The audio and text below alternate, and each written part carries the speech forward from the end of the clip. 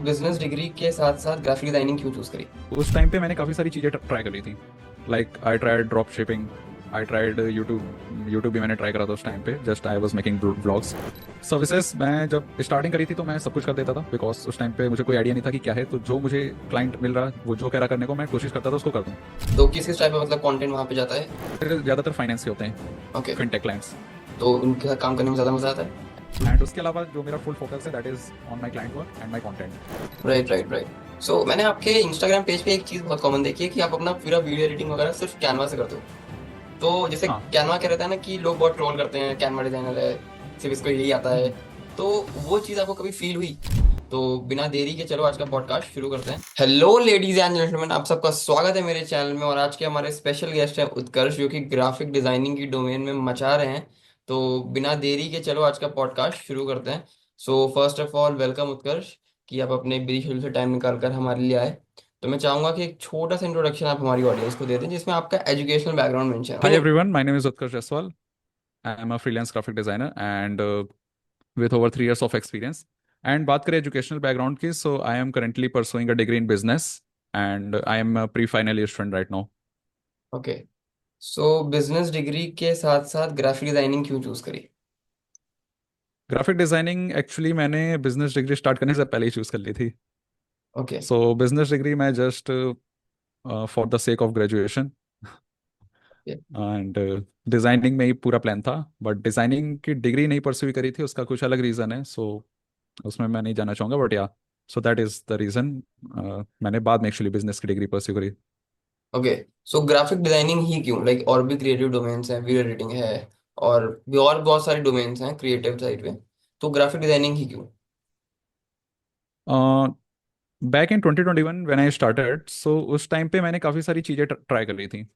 Like I tried drop shipping, I tried YouTube भी मैंने try करा था उस टाइम पे। Just I was making vlogs. So मैंने काफ़ी सारी चीज़ें ऐसे ट्राई करी थी। बट देन आई रियलाइज कि उतना मेरा फोकस है नहीं बाकी चीज़ों पे, और उतनी वो चीज़ें वर्क नहीं कर रही हैं। लाइक मैंने वीडियो एडिटिंग ट्राई करी उस टाइम पे, तो उतना हो नहीं पाई मुझसे। एंड काफ़ी सारी चीज़ें ट्राई करी, वो हुई नहीं। बट डिज़ाइनिंग में जब मैं आया, जब मैं उससे इंट्रोड्यूस हुआ, तो मुझे समझ आया कि हाँ, ये एक ऐसी फील्ड है जिसमें मैं आगे परस्यू कर सकता हूँ। तो that's why I tried. Okay. अगर हम आपके सर्विसेज के बारे में बात करें तो आप अपने क्लाइंट को क्या क्या सर्विसेज डिलीवर करते हो?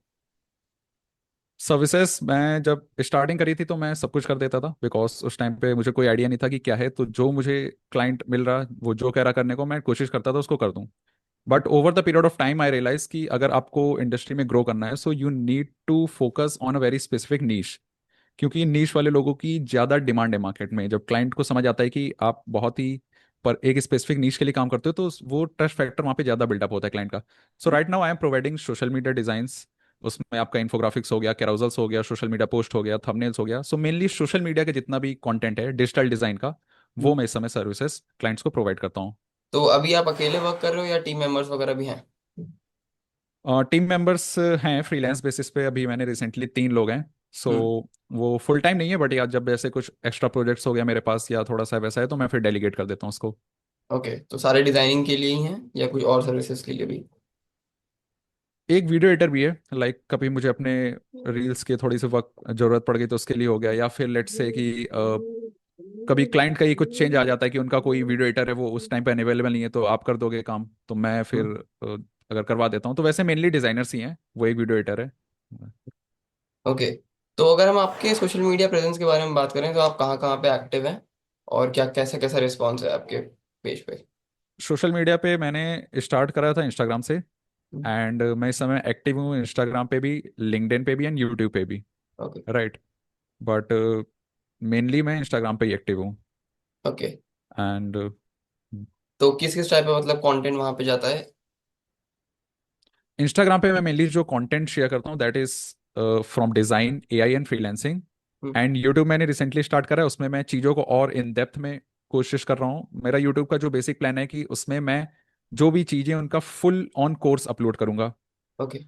वैसे मैंने भी फ्रीलांसिंग के ऊपर एक कंप्लीट कोर्स अपलोड करा यूट्यूब में फ्री ऑफ कॉस्ट में। Then right. मैंने डिज़ाइन विद चैट जीपीटी के ऊपर कोर्स अपलोड करा है फ्री में। तो ऐसे मेरा यूट्यूब में एक बहुत ही लॉन्ग वीडियोस का प्लान है जिसमें मैं हर चीज़ को डिटेल में एक्सप्लेन करूँ। Apart from Instagram and YouTube, मेरा लिंक्डइन पे भी है। लिंक्डइन मैंने रिसेंटली स्टार्ट करा बिकॉज लिंक्डइन पे मेरा प्लान है कि उससे जो अच्छे क्लाइंट से, और क्योंकि मैं मेनली जिनके लिए क्लाइंट्स को सर्विस प्रोवाइड करता हूँ वो सारे लिंक्डइन के ही हैं ज़्यादातर। हम्म, ऑलमोस्ट 90% ऑफ माई क्लाइंट्स वही है जो जिनका मैं जो भी डिज़ाइन करता हूँ वो लिंक्डइन पे अपलोड होता है। बट मेरी प्रेजेंस वहाँ पे थी नहीं पहले। बट अब मैंने क्या करा है कि उसको और थोड़ा मैं लिंक्डइन में प्रेजेंट कर रहा हूँ, ताकि और उसी नीश के क्लाइंट्स को मैं कैटर कर सकूँ और ज़्यादा अपना क्लाइंट बेस इंक्रीज कर सकूँ। ओके। सो आपके जो भी क्लाइंट रहते हैं वो बेसिकली कौन से जॉनर के होते हैं? क्लाइंट्स मेरे ज़्यादातर फाइनेंस के होते हैं, ओके। Fintech clients. तो उनके साथ काम करने में ज़्यादा मज़ा आता है एज कम्पेयर टू अदर निश? उनके साथ काम करने में मज़ा ये आता है कि जैसे मैंने बताया कि मैंने स्टार्टिंग जब करी थी तो मुझे कोई क्लियर नहीं था कि मुझे क्या डिज़ाइनिंग करनी है, क्या करना है। सो जब डिज़ाइनिंग में भी आया तो मुझे स्पेसिफिक नीश क्लियर नहीं हो रही थी कि मैं क्या करूँ क्या नहीं। तो हम्म। जहाँ मैंने एक दो क्लाइंट के साथ वर्क करा तो वो थोड़ा थोड़ा फिर मुझे समझ आने लगा कि कुछ इस टाइप के डिज़ाइन स्टाइल को मैं ज़्यादा अच्छे से कर लेता हूँ। हम्म। फिर मैंने उसके बारे में रिसर्च करी कि ये डिज़ाइन स्टाइल कौन कौन सी इंडस्ट्री में यूज़ होता है, कहाँ कहाँ यूज़ होता है। तो then I got to know कि ये फाइनेंस मार्केट में ऐसे डिज़ाइन स्टाइल का काफ़ी यूज़ है, तो वहाँ पे मैं अच्छी सर्विसेज प्रोवाइड कर सकता हूँ, तो इस वजह से फिर मैंने उसको सेलेक्ट करा। राइट।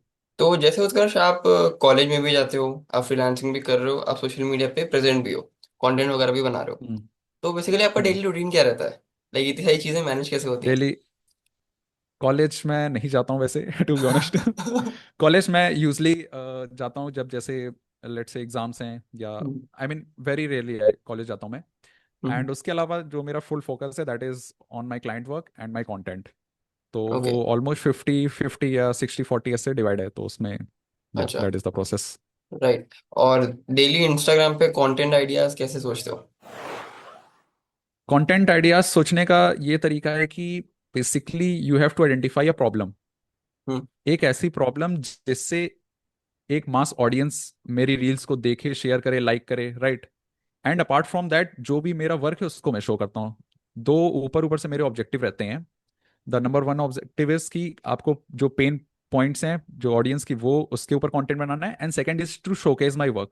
राइट। वर्क शोकेस करूंगा, उसमें उतने व्यूज नहीं आते हैं बट वो सही ऑडियंस के पास जाता है और वो क्लाइंट वाली ऑडियंस होती है। हम्म। तो ये मेरे दो मेन ऑब्जेक्टिव होते हैं, फिर उनके बेसिस पे सोचने का बहुत सारे तरीके होते हैं, बहुत सारे प्रोसेस होते हैं। राइट। तो ये राइट। राइट। राइट। सो मैंने आपके इंस्टाग्राम पेज पे एक चीज़ बहुत कॉमन देखी है कि आप अपना पूरा वीडियो एडिटिंग वगैरह सिर्फ कैनवा से करते हो। तो जैसे हाँ। कैनवा क्या रहता है ना कि लोग बहुत ट्रोल करते हैं, कैनवा डिजाइनर है, सिर्फ इसको यही आता है। हम्म। तो वो चीज़ आपको कभी फील हुई कि क्या मैं कैनवा डिजाइनर तो मैं उन लोग से कम हूँ? नहीं, ऐसा सच फील हुई नहीं। स्टार्टिंग में हुई थी कि कैनवा नहीं है, फिर मुझे ऐसा था कि जब स्टार्टिंग में मैं स्टार्ट कर रहा था तो मेरे हम्म। पास जो लैपटॉप था हम्म। उसमें उतनी लिमिटेशंस थी कि उसमें कैनवा ही यूज़ कर सकता था, मैं फोटोशॉप ये सब नहीं यूज़ कर सकता था। राइट। तो मैंने उसी से स्टार्ट कर दिया। फिर जैसे जैसे स्टार्ट होता गया फिर मुझे एक दो क्लाइंट मिलते गए, और फिर मैंने और रिसर्च करी तो मुझे समझ आया कि क्लाइंट को एट द एंड उतना फर्क नहीं पड़ता है। अगर आप देखोगे तो कोई ऑब्वियसली यहाँ पे अगर मैं प्रिंट डिजाइन इंडस्ट्री में जाता तो कैनवा बिल्कुल वर्क नहीं करता मेरे लिए, क्योंकि वहाँ पे ऑब्वियसली बहुत सारे कॉम्प्लिकेशंस हैं जो कि कैनवा में पॉसिबल नहीं है। तो वही मुझे समझ आया कि मुझे पता था कि मुझे कैनवा आता है, मुझे फोटोशॉप नहीं आता है। तो मैं ये देखूं कि मैं कैनवा से कैसे बेस्ट निकाल सकता हूँ। तो मैंने इस चीज पे फोकस करा। मैंने देखा कौन सा ऐसा कोई तो ऐसी इंडस्ट्री होगी, कैनवा भी $20 बिलियन आई गेस कुछ उसकी वैल्यूएशन है। हम्म। So right. अगर वो इंडस्ट्री, वो Canva as a software as a company work कर रहा है तो कहीं ना कहीं वो यूज हो रहा होगा पूरे ऑल ओवर द वर्ल्ड में। सो मैंने उस एग्जैक्टली। पर्टिकुलर नीश को आइडेंटिफाई करने की कोशिश करी कि वो क्या है क्या नहीं। एंड इस वजह से फिर मैं कैनवा ही से कंटिन्यू करा। राइट। तो उत्कर्ष, जैसे जब आपने स्टार्ट की थी अपनी ये जर्नी, और अभी हम्म। जब कोई बिगनर स्टार्ट करता है, तो आपको क्या लगता है हम्म। कि कितना डिफरेंस आया है मार्केट की डिमांड में, या स्किल वाइज, या रिसोर्सेज वाइज? डिमांड ये, जब मैंने स्टार्ट करा था तो उस टाइम पे ऑब्वियसली कंपटीशन कम था। कंपटीशन आज काफ़ी हाई है। आप मार्केट में जाते हो तो भीड़ बहुत है, तो उस भीड़ में अगर आप अच्छे हो भी तो आप अगर स्टैंड आउट नहीं करते हो किसी ना किसी तरीके से, आप अपने आप को प्रेजेंट नहीं करते हो, तो आप उसी भीड़ में रह जाते हो।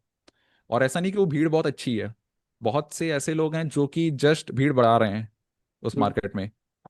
तो वो चीज़ है कि अगर आज कोई बिगनर स्टार्ट कर रहा है तो सबसे पहली चीज उसको ये सोचनी चाहिए कि कैसे वो प्रेजेंट हो अच्छे लोगों के सामने। क्लाइंट के पास आज 100 ऑप्शन है। डिजाइनर अगर उसको चाहिए, उसको वीडियो एडिटर चाहिए, उसके पास 100 ऑप्शन है।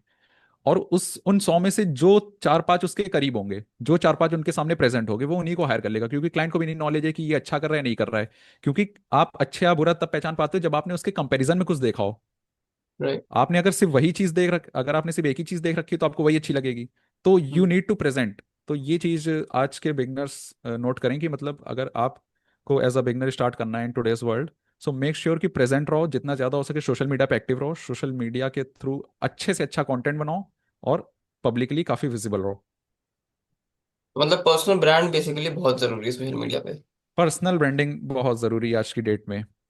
Right right. So Utkarsh, AI का कितना इम्पैक्ट रहा है आपके काम पे? और क्या आपको लगता है कि एआई के आने से डिजाइन फील्ड बहुत इम्पैक्टेड हो गई है और आने वाले समय में सस्टेनेबल है या नहीं है? एआई का काफ़ी सारा क्वेश्चंस आते रहते हैं, काफ़ी लोग भी पूछते रहते हैं। तो एआई का बेसिकली ऐसा है कि अगर एज अ डिज़ाइनर पर्सपेक्टिव से मैं बात करूं या फिर एज अ क्लाइंट पर्सपेक्टिव से भी, तो एआई ने काम आसान करा है सबसे पहली चीज़। और डिज़ाइनर्स का काम भी आसान करा है, क्लाइंट का काम भी आसान करा है। लोगों को ऐसा डर है कि एआई उनकी जॉब ले जाएगा, हम्म। राइट? बट ऐसा नहीं है। अगर आप एआई को यूज़ करते हो और अपने वर्कफ्लो में उसको इंटीग्रेट कर देते हो, तो वो आपका ही काम आसान कर रहा है। लेट्स से मुझे पहले किसी चीज़ को करने में लेट्स से 5 आवर्स लगते थे, सो आज मैं उस काम को एआई की मदद से 3 घंटे में कर ले रहा हूँ। हम्म। सो मेरा 2 आवर्स का टाइम भी सेव हो रहा है। और मैं ये चीज़ क्लाइंट को बता भी रहा हूँ, ऐसा नहीं कि मैं उससे कह रहा हूँ कि मैं एआई से नहीं करा, मैंने खुद करा है। मैं उसको बता भी रहा हूँ और उसको भी पता है कि हाँ ये एआई से कर रहा है। At the end the thing is कि एआई आप यूज भी कर रहे हो अपने आप, तो उसको ऑपरेट करना भी आना चाहिए, राइट? ऐसा नहीं कि हर कोई जो जिबली आर्ट बना दे रहा है उसकी जॉब लग जाएगी, राइट? तो ये चीज समझनी है कि लोगों को लग रहा है कि हर कोई अगर जिबली आर्ट बना दे रहा है तो फिर तो ऐसे जॉब चली गई। नहीं, आपको एआई में एक्सपर्ट होना पड़ेगा। तो हम्म। ये सारी चीजें हैं, एआई को अगर आप अच्छे से सीखते हो, उसको अपने वर्कफ्लो में इंटीग्रेट करते हो, तो वो आपको काफी हेल्प करेगा एज अ डिजाइनर, और आपकी जॉब कहीं नहीं जा रही उससे। राइट। तो कोई पर्टिकुलर एआई टूल्स आप यूज करते हो रेगुलर बेसिस पे? रेगुलर बेसिस पे सबसे पहला तो chat GPT chat for GPT. Lot of task, मतलब नॉट जस्ट स्क्रिप्टिंग या ऐसा कुछ। स्क्रिप्टिंग तो मैं खुद ही से करता हूँ। एआई टूल्स में सबसे पहले चैट जीपीटी हो गया, देन उसके बाद I use Leonardo and I use Ideogram. Hmm. And अब तो चैट जीपीटी में इमेज वाला आ गया, तो उसी को मैं यूज कर लेता हूँ। एंड अपार्ट फ्रॉम दैट मुझे एग्जैक्ट नेम नहीं याद आ रहे हैं, बट या कैनवा का एआई जो है उसमें इंटीग्रेटेड, राइट। वो सारे यूज करता हूँ। तो ये हम्म। कुछ 2-3 मेन है जो यूज करता हूँ मैं। Right right right. तो उत्कर्ष, अब बात करते हैं कि लाइक क्लाइंट्स को कैसे रीच आउट करते हो। लाइक जब आप स्टार्ट कर रहे थे 2021 में, तो आपने क्लाइंट को कैसे हम्म कैसे रीच आउट किया? फिर आपने जब 1-2 साल का एक्सपीरियंस ले लिया, फिर आपने क्या प्रोसेस चेंज किया? और अब जब आपका एक्सपीरियंस ठीक है 3-4 साल वाला हो गया है, तो अब क्या डिफरेंस आया? मतलब तीनों फेज में अगर बताना चाहो तो कैसे होगा वो? तो स्टार्टिंग में व्हेन आई स्टार्टेड इन 2021, सो उस टाइम पे तो मुझे कुछ नहीं पता था कैसे क्लाइंट ढूंढने कैसे नहीं। ऑनलाइन भी देखता था तो ऑनलाइन तो बिल्कुल पता नहीं चल रहा था ऑनलाइन कैसे ढूंढना है, क्योंकि स्टार्टिंग में मुझे डिज़ाइन भी आता नहीं है अभी। हम्म। आई एम मतलब मैं सीख रहा हूँ, मुझे उतना अच्छे से डिज़ाइन भी नहीं आता है। सो स्टार्टिंग में मैंने सोचा कि ऑफलाइन से हट मतलब ऑनलाइन से हट के मैं ऑफलाइन क्लाइंट्स को फाइंड आउट करता हूँ। अच्छा। तो उस टाइम पे मैं अपने स्कूल में था ऑब्वियसली, राइट? सो वहाँ पे स्कूल में मैं ऑब्वियस नोट्स बनाया करता था, राइट? जो भी नोट्स हैं उनको मैं डिजिटल फॉर्म में कर देता था बेसिकली कैनवा से, और थोड़े से अच्छे लग जाते थे और स्कूल व्हाट्सएप ग्रुप में सब शेयर कर देता था। सो वहाँ पे मैंने एक चीज़ नोटिस करी कि मुझे नोट्स डिजाइनिंग का थोड़ा सा एक आइडिया है। हम्म। उतनी मुझे उस टाइम पे तक डिजाइनिंग आती थी। तो मैंने क्या करा कि मैंने जो भी लोकल कोचिंग इंडस्ट्री मतलब कोचिंग क्लास हुई, लेट से कोई 9-10th की क्लास है, मैं उस वक्त 11th में था, तो जो हम्म। 9-10th की कोचिंग है या उससे कम उससे छोटी क्लासेस की है, तो मैं वहाँ पे उनको रीच आउट करा और मैंने कहा कि आप जो भी अपने बच्चों को पढ़ाते हो या जो भी आप नोट्स देते हो या जो भी हैंड रिटन देते हो, मैं उसको सारा डिजिटल में आपका कन्वर्ट कर दूंगा। और पीडीएफ आप फिर अपने बच्चों को शेयर कर देना या फिर उनका प्रिंट करवा के आप जैसे भी शेयर कर देना। तो वहाँ से मैंने अपने पहले प्रोजेक्ट्स उठाए थे कुछ कोचिंग इंस्टीट्यूट से। ओके। तो वो मेरा सबसे पहला फेज था, कोचिंग इंस्टीट्यूट से मैंने सबसे पहले प्रोजेक्ट उठाए थे नोट्स डिजाइनिंग के। देन धीरे धीरे फिर और भी उनके छोटे मोटे काम थे, उनको भी धीरे धीरे सोशल मीडिया के बारे में पता चला, तो उनके भी थोड़ा बहुत सोशल मीडिया के डिज़ाइन पे आ गया मैं। फिर ऑनलाइन धीरे धीरे मैं और सीखता गया कि ऑनलाइन कैसे ढूंढने हैं, कभी इंस्टाग्राम से कोई मिल जा रहा है या फ्रीलांसिंग साइट्स उस टाइम पे मैं यूज़ करता था, हम्म। तो वहाँ पे कभी कोई मिल गया बाई चांस, तो वहाँ से तो वैसे वैसे करते करते धीरे धीरे क्लाइंट मिलने स्टार्ट हुए। आफ्टर दैट इन 2023, 2 साल तक मेरा ऐसे ही चला, थोड़ा बहुत क्लाइंट्स में होते रहे। 2023 से फिर मैंने प्रॉपर बहुत अच्छे अच्छे क्लाइंट्स मिलने लगे मुझे, और फिर मैं उनके साथ वर्क करने लगा। उस टाइम पे मैं इंस्टाग्राम पे नहीं था, उस टाइम पे कोई नहीं था, मैं ऑर्गेनिकली क्लाइंट ढूंढ रहा था ऑनलाइन। और जो उनका प्रोसेस था वो ये था कि लिंक्डइन पे जो उस टाइम पे मैं लिंक्डइन पे था, बीच में फिर मैं गायब हुआ था। तो उस टाइम पे 2023 में मैं लिंक्डइन पे था, वहाँ पे जो भी मतलब लाइक और डिज़ाइनर्स हैं, तो उन्हीं की पोस्ट पे मैं कमेंट करता रहता था। और लिंक्डइन पे मैंने अपनी प्रोफाइल सेटअप कर रखी थी, मैंने अपना पोर्टफोलियो लगा रखा था, एवरीथिंग, पूरी प्रोफाइल लिंक्डइन की सेटअप कर रखी थी। तो वहां पे जब मैं दूसरों की पोस्ट में कमेंट करता था, और मेरा कमेंट नॉर्मल नहीं रहता था कि मैंने कर दिया nice post, thanks for sharing, ये सब नहीं। कुछ वैल्यू एडिंग कमेंट होता था, मतलब उनने लेट से अपनी पोस्ट में 5 बातें बताई हैं, तो मैं कोशिश करता था कि उसमें वो उसके आगे की छठवीं बात को मैं उसमें पोस्ट में कमेंट में लिखूं। हम्म। तो मैं उस तरीके से उसको करता था।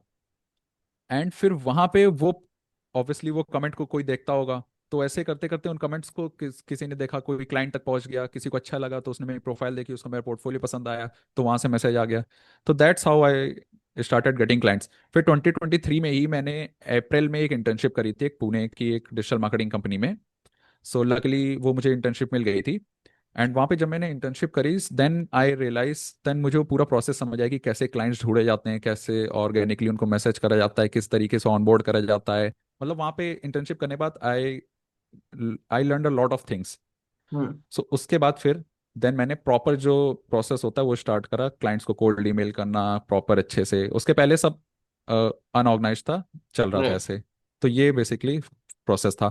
आज भी जो मैं प्रोसेस है वो सेम है, कि मैं क्लाइंट्स सबसे पहले उसकी रिसर्च करता हूँ अच्छे से कि क्या ये मेरे लिए परफेक्ट फिट है। जैसे मैं फाइनेंस का डिज़ाइन बनाता हूँ, राइट। अब लेट हम्म। से मैं किसी रेस्टोरेंट वाले क्लाइंट को पिच करूंगा और उसको अपना वो पोर्टफोलियो भेजूंगा जिसमें मेजोरिटी ऑफ डिजाइन्स फाइनेंस के हैं, हम्म। तो ऑब्वियसली उस क्लाइंट को नहीं पसंद आएगा, राइट। राइट। तो इस वजह से, हाँ, तो इस वजह से मैं पहले रिसर्च करता हूँ कि क्या ये फाइनेंस का क्लाइंट है या फिर मेरी इंडस्ट्री के आसपास सिमिलर है। एंड देन उसकी प्रॉब्लम, क्योंकि अब उस इंडस्ट्री का मुझे नॉलेज हो गया ओवरऑल कि फाइनेंस इंडस्ट्री कैसे वर्क करती है, कैसे उसमें कंटेंट जाता है, क्या सीन रहता है। तो वहां पे कहीं ना कहीं अब वो ईजी हो जाता है क्लाइंट्स को मैसेज करके उनसे बात करना। राइट। तो अभी डेली बेसिस पे कितने कोल्ड ईमेल्स और कितने कोल्ड डीएम्स करते हो? नहीं नहीं, अभी मतलब उतने ज्यादा नहीं कर रहा हूँ, क्योंकि ऑब्वियसली कुछ क्लाइंट्स हैं और वो रिटेन बेसिस पे हैं। हाँ। लाइक अब मेरा फोकस, क्योंकि स्टार्टिंग में क्या है कि आप काम सीख रहे हो, तो ऑब्वियसली आप एक क्लाइंट का काम करोगे और उसको नहीं पसंद आएगा, क्योंकि पे आप बिगनर हो। तो हम्म। वो आपको 1 या 2 बार काम देगा, तीसरी बार नहीं देगा। तो वहां पे फिर क्लाइंट की जो फ्रिक्वेंसी थी वो वहां पे बहुत जरूरी थी, कि आपको क्लाइंट आप नया नया ढूंढते रहो। बट एक टाइम पीरियड के बाद जब आप काम अच्छा करने लग जाते हो, तो फिर वो क्लाइंट रिटेन होने लगता है। तो अब मेरे काफी सारे क्लाइंट्स हैं जो रिटेन बेसिस पे हैं। सो हम्म। इस समय करंटली मैं 4-5 क्लाइंट के साथ ही वर्क कर रहा हूँ। हम्म। एंड कोल्ड ईमेल मैं कर देता हूँ हफ्ते में 1-2 बार, उससे ज्यादा नहीं करता हूँ, बिकॉज काफी क्लाइंट्स हैं और उनका वर्क ही मैं अभी कर रहा हूँ। तो राइट। मेरा राइट। फोकस मेन रिटेनिंग पे। राइट।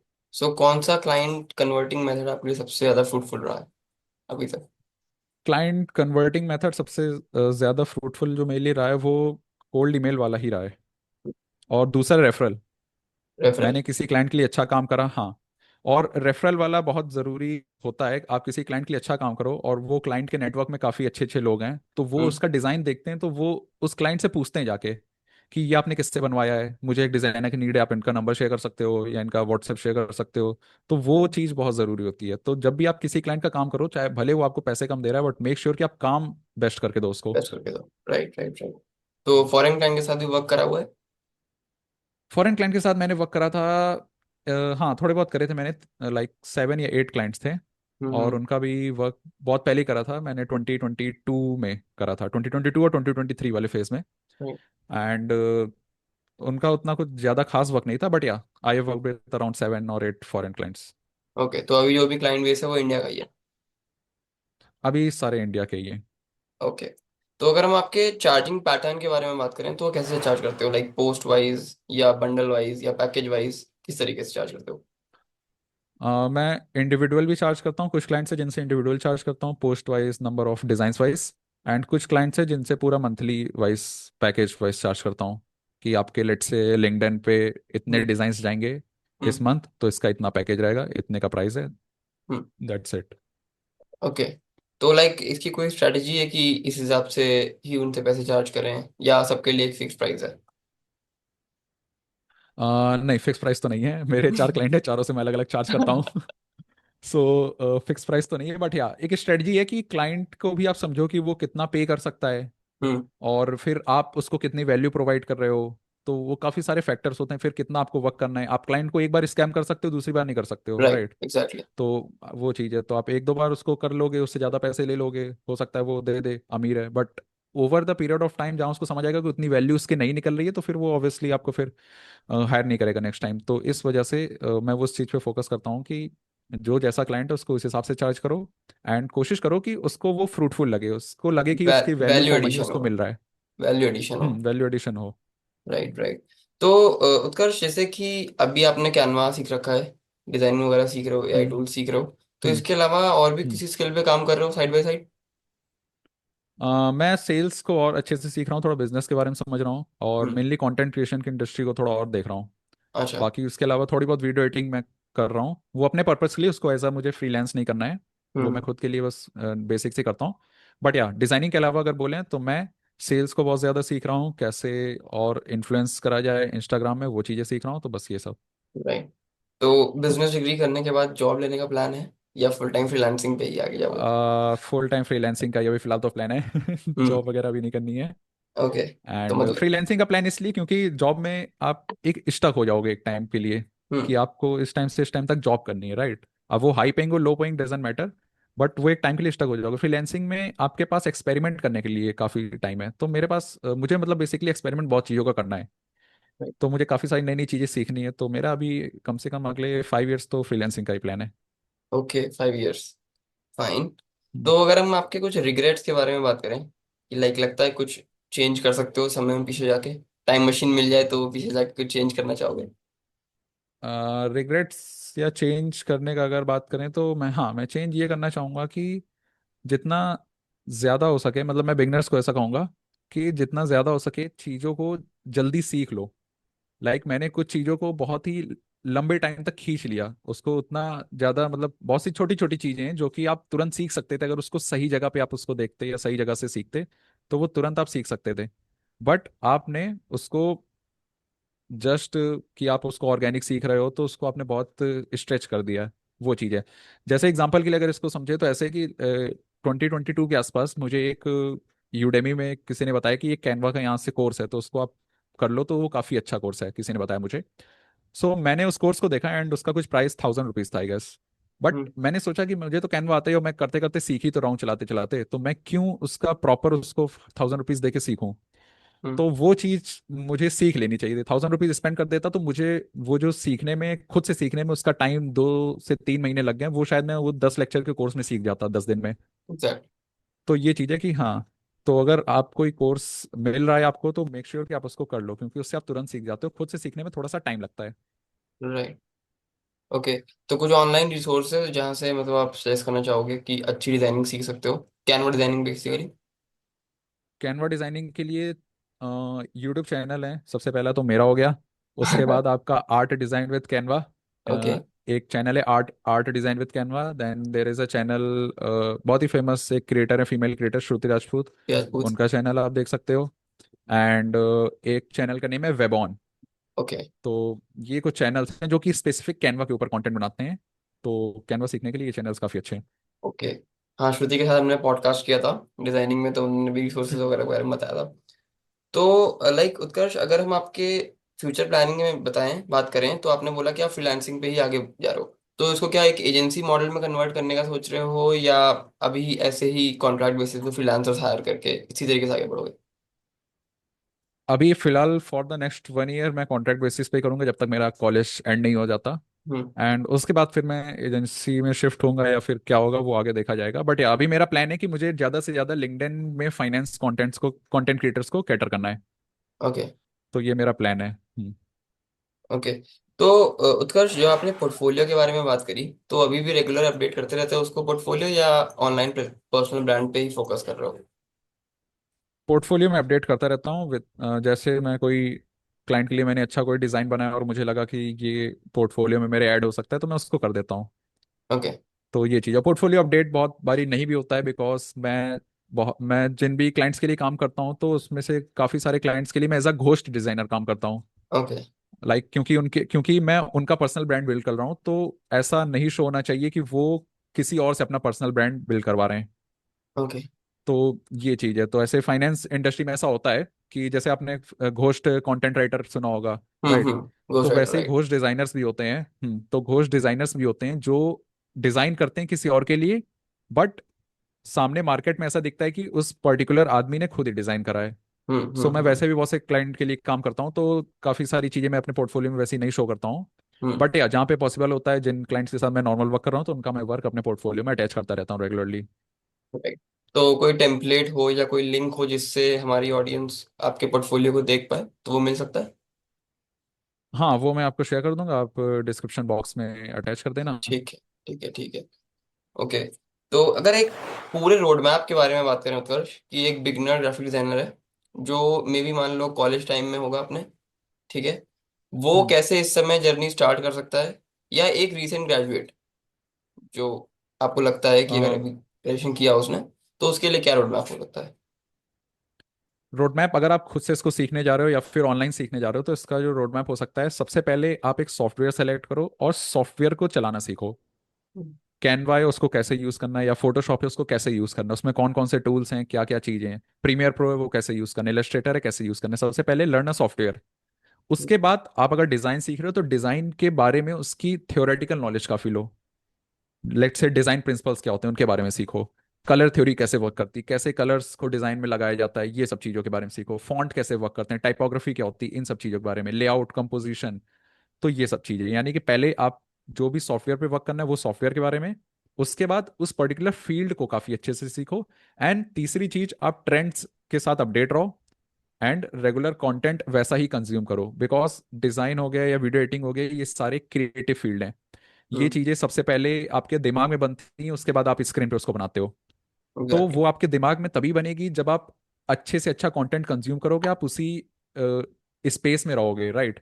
लेट्स से आप पूरे दिन कंटेंट कोई और कंज्यूम कर रहे हो, तो फिर ऑब्वियसली आपके डिजाइन, जो लोग कहते हैं कि मेरे दिमाग में ये आइडिया आया नहीं कि ये ऐसा बन सकता है, तो आपके दिमाग में कैसे आया? तो वही चीज़ है कि आप अच्छे से अच्छा कंटेंट कंज्यूम करोगे, तो आपका माइंड फिर उसी हिसाब से आपको आगे आइडियाज देगा।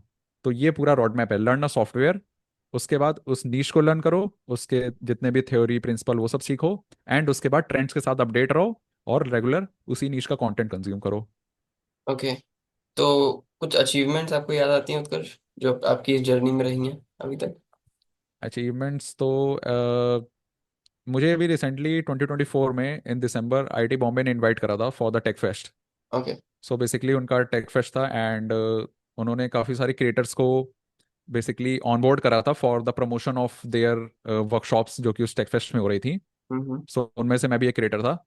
एंड उसलिए उन्होंने मुझे भी ऑनबोर्ड करा था उसमें, तो मैंने उनके साथ एक कोलैब वीडियो बनाया था। एंड टेक फेस्ट में इनवाइट हुआ था, तो मैं गया था आईआईटी बॉम्बे। और काफ़ी अमेजिंग एक्सपीरियंस था, 3 दिन का टेक फेस्ट था। तो रिसेंट अचीवमेंट तो वही है फिलहाल।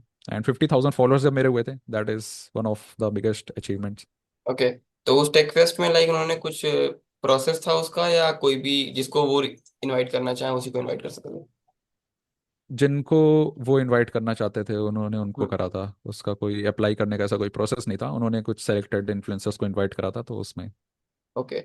तो उत्कर्ष यार, क्वेश्चन तो हमारे यहाँ सारे खत्म हो गए हैं। कुछ एडवाइस देना चाहोगे हाँ। हमारी ऑडियंस को? एडवाइस मैं ये देना चाहूँगा कि कुछ भी चीज़ आप सीख रहे हो, आप, I am not saying you are learning design और वीडियो एडिटिंग, आप कुछ भी सीख रहे हो, सो मेक श्योर कि उसको इन डेप्थ में उसको सीखो। ऐसा नहीं हो कि ऊपर ऊपर से आपने सीख लिया और फिर आप डायरेक्ट मार्केट में उतारो कि अब मुझे वर्क करना है। तो वो चीज़ बहुत ही आपको वर्क मिलेगा भी नहीं, और आप डिमोटिवेटेड भी रहोगे। क्योंकि आजकल मैंने देखा है कि लोग अपना एक इंस्टाग्राम पेज स्टार्ट करते हैं, एंड उनको 2 दिन हुए आए हुए डिज़ाइन में, एंड वो उन्होंने अपना इंस्टाग्राम पेज स्टार्ट करा, एंड वो मैसेज करते हैं कि भैया मुझे क्लाइंट नहीं मिल रहा है। यार, आपने अभी 2 दिन सिर्फ सीखा है, आप पहले चीज़ों को डिटेल में सीखो तो क्लाइंट मिलेगा। तो वो सारी चीज़ें, आप चीज़ों को अच्छे से सीखो। बहुत से लोगों के मैसेज आते हैं कि मैंने क्लाइंट ऑनबोर्ड कर लिया है, अब एग्रीमेंट कैसे करते हैं। तो हम्म। आपने वो चीज़ के बारे में नहीं सीखा। एग्रीमेंट के बारे में आपको सीखना चाहिए था पहले। हम्म। तो ऐसे मतलब वो वही मैं कहना चाहूंगा कि मेक श्योर कि आप चीज़ों को सीखते रहो, जितना ज़्यादा हो सके पहले सीखो, अप्लाई करने से ज़्यादा। जब आप चीज़ें सीख जाओगे, आप एक पॉइंट ऑफ टाइम के बाद नोटिस करोगे कि अगर आपने चीज़ें सीख रखी हैं ऑलरेडी, तो आपके पास काम अपने आप आता जाएगा। तो ये राइट। चीज़ कहीं ना कहीं बहुत ज़रूरी है कि जितना ज़्यादा हो सके आप अपनी क्यूरोसिटी जो है उसको मेंटेन रखो, और चीज़ों में बी क्यूरियस ऑलवेज कि यहाँ ये अगर डिज़ाइन में ये चीज़ ऐसी हुई तो क्यों हुई, अगर यहाँ पे डिज़ाइन में ये कॉन्सेप्ट यूज़ करा गया है तो क्यों करा गया है, यहाँ पे 2 कलर लगाए गए हैं और इधर ये करा गया है, तो ऐसा क्यों हुआ है। खुद से एक बार हम्म। उसको सोचने की कोशिश करो। तो वो ऑब्जर्वेशन लर्निंग जिसे हम कहते हैं, वो चीज़ आपकी काफ़ी इंप्रूव होती है और वो काफ़ी आपको हेल्प करती है। राइट। सो बेसिकली तो स्किल आपकी ये चीज़ है। इम्प्रूव होती होती रहनी चाहिए वक्त के साथ साथ। स्किल इंप्रूव होती रहनी चाहिए, ऐसा नहीं कि आपने अगर एक पर्टिकुलर चीज़ सीख ली हम्म। तो बस अब अगले महीने अब 1 महीने बाद 2 महीने बाद आप उसी चीज़ को लेके बोल रहे हो कि अब मुझे काम चाहिए। आप हर महीने अपडेट करते रहो, क्योंकि मार्केट बहुत तेज़ी से बदल रहा है। So make exactly. श्योर कि आप भी अपडेट होते रहो। ये चीज़ ओके। है। ओके। सो उत्कर्ष का सोशल मीडिया हैंडल, उनका पोर्टफोलियो लिंक आपको डिस्क्रिप्शन में मिल जाएगा। अगर कोई चाहता है उन्हें रीच आउट करना, तो थोड़ा पेशेंस रख के उनको रीच आउट करना, आराम से आपको जवाब मिलेगा। तो मैं चाहूंगा उत्कर्ष, लाइक कमेंट सब्सक्राइब के लिए भी आप ही अपील कर दो, क्योंकि हमारे गेस्ट के बाद ज्यादा भागती है बिल्कुल। हमारी तो ऑडियंस। बिल्कुल बिल्कुल। सो आपको आई होप काफ़ी अच्छा लगा होगा हमारा पूरा पॉडकास्ट। एंड मेक श्योर कि इस वीडियो को लाइक कर दीजिए, इस वीडियो को शेयर करना अपने जितने भी दोस्त हों आपके, जो कुछ ना कुछ लाइफ में करना चाहते हैं apart from education, apart from their studies. So make sure कि आप उनको शेयर करो। और बस वही, चैनल को सब्सक्राइब कर देना, मुझे इंस्टा पे फॉलो कर देना, सारी लिंक नीचे मिल जाएगी। ओके। तो थैंक यू उत्कर्ष। तो यहाँ पे हमारे क्वेश्चन सारे खत्म हो गए हैं। अगर आपको कोई डाउट आता है आप कमेंट में भी डाल सकते हो, प्लस इनको रीच आउट भी कर सकते हो। और अगर किसी पर्टिकुलर डोमेन पे पॉडकास्ट चाहिए तो कमेंट कर जाना। और इतना वीडियो देख ही लिया है तो लाइक कमेंट सब्सक्राइब तो बनता ही है। तब तक के लिए चलते हैं। Do not get stuck in past, do not worry about the future, just live in present, be happy and stay motivated. Thank you guys.